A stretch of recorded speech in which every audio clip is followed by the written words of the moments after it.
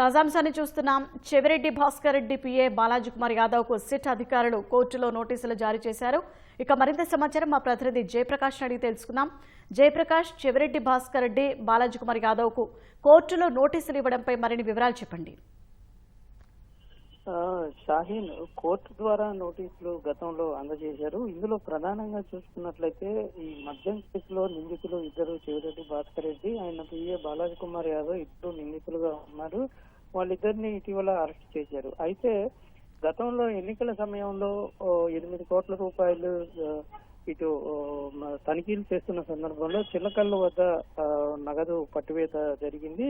అప్పుడు దానికి సంబంధించి సీజ్ జరిగింది. ఆ తర్వాత ఇటీవల బాలాజీ కుమార్ యాదవ్ ని అరెస్ట్ చేసినప్పుడు మధ్యప్రదేశ్ లో ఆయన వద్ద నుంచి 3 లక్షల రూపాయలు ఆయన సీజ్ చేశారు.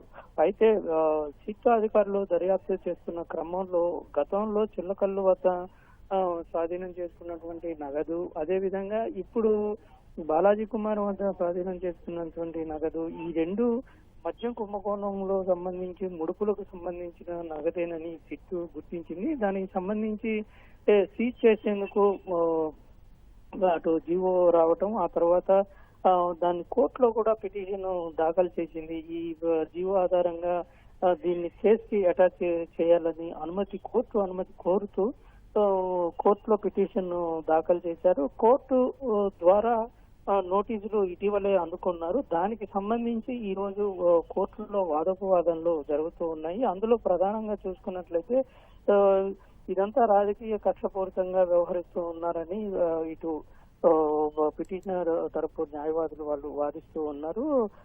ఎక్కడ దానికి సంబంధించి ఆధారాలు లేవు, ఎప్పుడో జరిగిన విషయాన్ని దీనికి ఏ విధంగా ముడిపెడతారు అనే విషయాన్ని ఒకవైపు చెప్తూ ఉన్నారు. మరోవైపు ఇటు ప్రాసిక్యూషన్ తరపు నుంచి న్యాయవాది ఈ సైంటిఫిక్ గా అంటే కొన్ని ఆధారాల ప్రకారంగా చేయడంతో పాటుగా చెవిరెడ్డి గన్మెన్ ను సంబంధించి ఆయన్ని విచారించిన క్రమంలో ఈ విషయాలన్నీ బయటపడ్డాయి. ఆయన స్టేట్మెంట్ కూడా తీసుకున్నాము. దాని ఆధారంగానే ఇదంతా ఎన్నికల్లో పంచేందుకు తీసుకువెళ్తున్న నగదు, ఇది మద్యం ముడుపులకు సంబంధించిన నగదేనని దీనికి సంబంధించి ఆ స్టేట్మెంట్ చెవిరెడ్డి గన్మెన్ గిరి నుంచి స్టేట్మెంట్ కూడా తీసుకున్నట్టు ప్రస్తుతం వాదనలు జరుగుతూ ఉన్నాయి.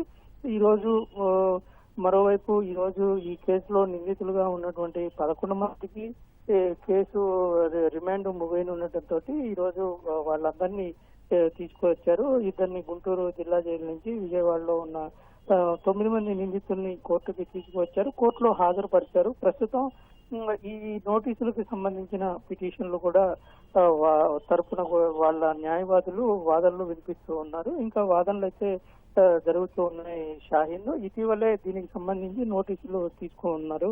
షాహీన్, ధన్యవాదాలు జయప్రకాష్.